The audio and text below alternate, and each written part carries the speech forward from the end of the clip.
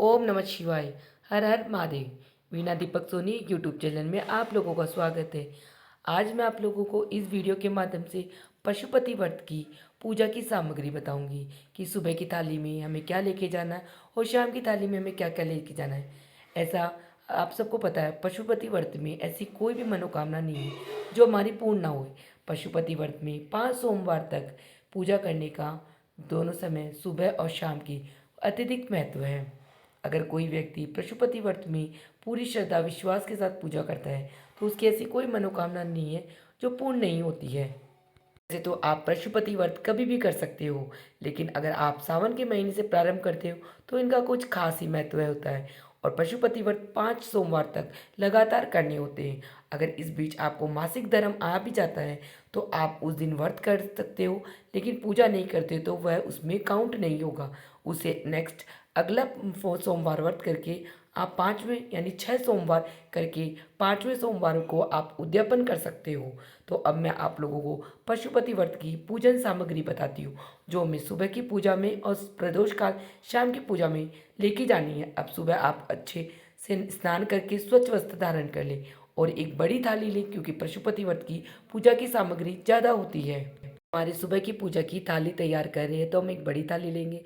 उसमें सर्वप्रथम पानी जल का अभिषेक करने के लिए 1 लोटा जल लिया है। फिर पंचामृत लेंगे, तो चावल लेंगे, काले तिल, सफ़ेद तिल और भगवान कान्हे जी और माता को तिलक करने के लिए रोली लेंगे और माता को सिंदूर चढ़ाने के लिए सिंदूर लेंगे। उसके बाद में भगवान महादेव को के लिए चंदन लेंगे और उसके बाद में भोग के लिए जो भी आपके पास भोग हो वो बनाया हुआ वो ले लो, नहीं से पताशे मिश्री का भोग ले। फिर भगवान को वस्त्र रूपी कलावा लेंगे और जनेऊ लेंगे, सुपारी, लौंग, इलायची और घर से बना हुआ ही दीपक लेके जाएंगे। और माचिस भी हम लोग घर की लेके जाएंगे, किसी अन्य से माचिस भी नहीं लेनी चाहिए। ये हम वहाँ पे भगवान के महादेव के धूप दिखाने के लिए धूप ले रहे हैं।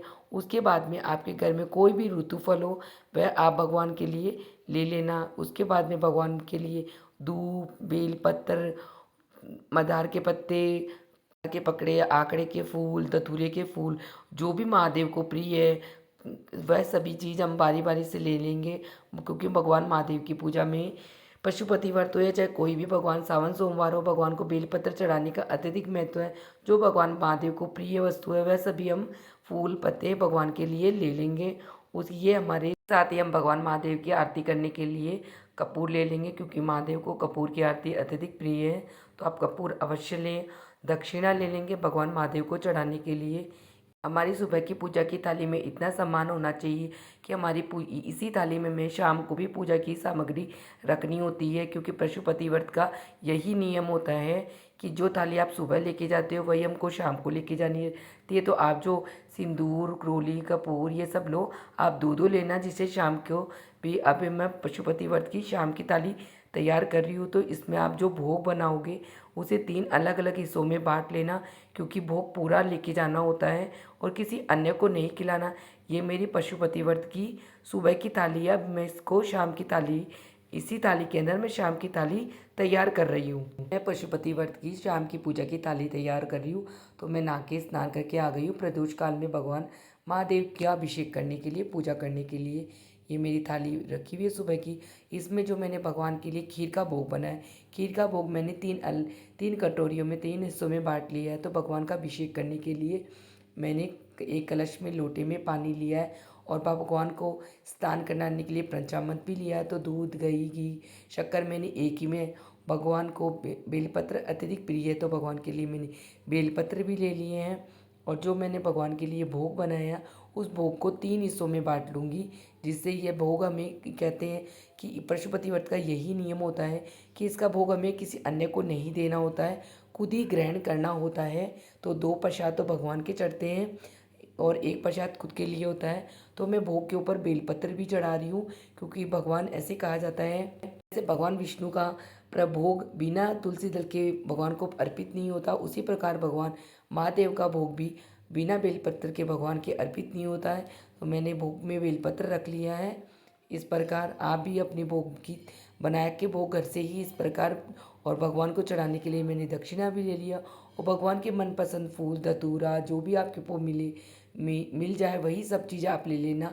दक्षिणा भी ले ली है भगवान को चढ़ाने के लिए। उसके बाद में मैंने भगवान के लिए पान का पत्ता भी लिया है कि भगवान को पान का पत्ता के ऊपर भोग अर्पित करेंगे, क्योंकि भगवान को ऐसे भोग अर्पित करते तो आज बहुत मान्य होता है। उसके बाद में 6 दिए लिए हैं मैंने। ये मैंने आटे के दिए बनाए हैं और इसे कहते हैं कि अपने दिए घर से बना के लेके जाना चाहिए, किसी अन्य के दिए भी नहीं लेने हैं। तो आप इसमें 6 दीपक लेके जाएं पशुपति व्रत की शाम की पूजा में। 5 दीपक हमें मंदिर में प्रज्वलित करने होते हैं और 1 दीपक हम घर पे आके घर की दहलीज पर घर की दहलीज पर आकर प्रज्वलित करते हैं और भगवान से बांधते। जिस प्रकार आपके मंदिर में रोशनी हो उसी प्रकार हमारे घर में रोशनी बने, इसलिए मैंने 6 दीपक लिए। ये मेरी शाम की पूजा की थाली बनके तैयार हो गई है।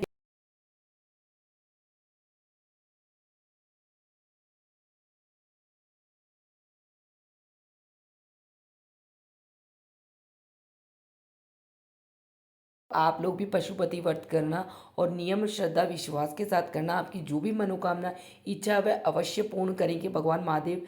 इस प्रकार आप सुबह और शाम की थाली बनाकर अपनी पशुपति व्रत की पूजा विधि कर सकते हैं। आप सबको मेरी पशुपति व्रत की पूजा की थाली कैसी लगी मुझे कमेंट बॉक्स में हर हर महादेव लिख के ज़रूर बताना।